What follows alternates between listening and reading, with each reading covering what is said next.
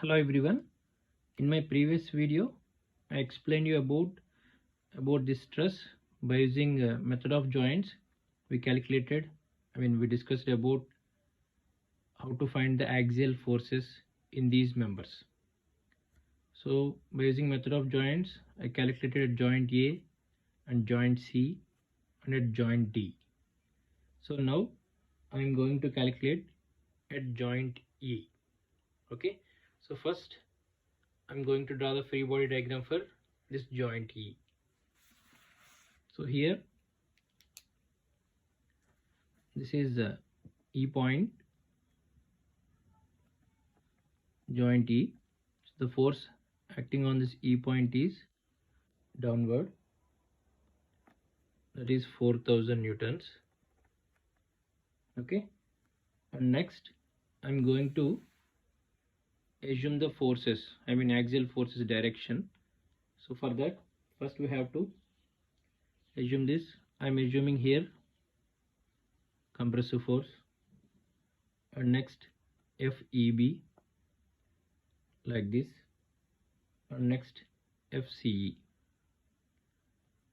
Okay, like this I assumed all the forces in the members, direction of the forces. So next I'm going to draw the free body diagram. So here this is x-axis and this is downward force, and here this is the force we assumed, that is FDE. So here this is FDE. So I took like this. Next one is two inclined forces are there. So that is these two forces, that is FEB,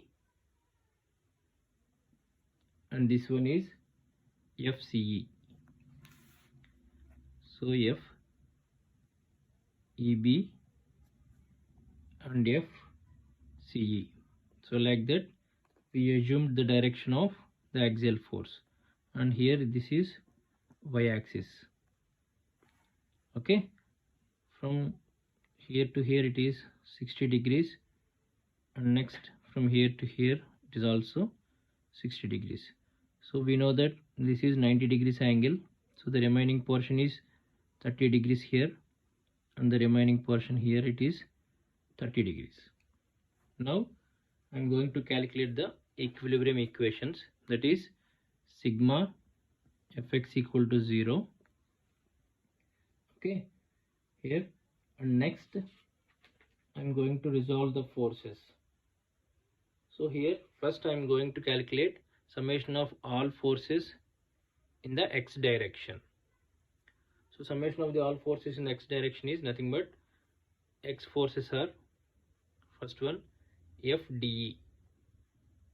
So FDE is towards this joint, nothing but it is in right side direction and x direction, that is right side it is positive, so positive FDE. Okay, and next one is plus, I'm going to resolve this FEB and FCE forces to the x direction. So here the force is again towards the joint. I'm extending like this. This is FCE force. So FCE force, now I'm going to resolve in x direction, FCE, or next FDE, sorry, FEB. So FEB also I'm going to resolve this force in the x direction. So first I'm doing FEB. So if I resolve the force like this, here the theta, so opposite angles are similar, so this is 60 degrees. So we want this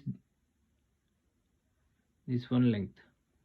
Okay, so here it is for cos theta, this is adjacent side, so we know that cos theta equal to adjacent side by hypotenuse. So hypotenuse is FEB and it is right side, that is positive, FEB cos 60 degrees. Okay, and next I'm going to resolve this force. Again this is I'm going to resolve in x direction, that is FCE, but here it is in negative direction, that is FCE cos 60. Like that I resolve these two forces in x direction. Next I'm going to solve this, that is F EB cos 60, that equal to FCE cos 60, that is this is negative 1. If I am moving that negative direction to right side, it becomes positive. And next this FDE, that is negative. After calculating this, we know the value, that is FEB cos 60 equal to FCE cos 60 minus FDE. So I am writing the equation like this, that is FEB equal to FCE cos 60 minus FDE by cos 60 degrees. So after calculating this value, I got the equation, that is FEB 577 newtons compression, that is positive. Okay, so this FCE value already we calculated, that is previously we calculated the value, so directly I substituted all the values in the equation. I got 577 newtons, that is compression. Okay, so here finally we calculated all the joints, that is A joint, D joint, E joint and C joint, but here we never calculated this B joint. There is no need to consider the equilibrium of this joint B, because all the forces have been determined, because this force determined, this force and every force is already determined, so no need of calculating this joint B. Okay, and one thing you have to remember, here there are 4 unknowns, so that's why first I considered the 2 unknown reactions, and second again I considered these 2 unknown joints, and next I considered these 2 unknowns. I mean we found this FAD, after that this is 2 unknowns, and last these 2 unknowns. So like that we simplified this truss by using method of joints. I hope you understood this. Thank you so much. Thanks for watching.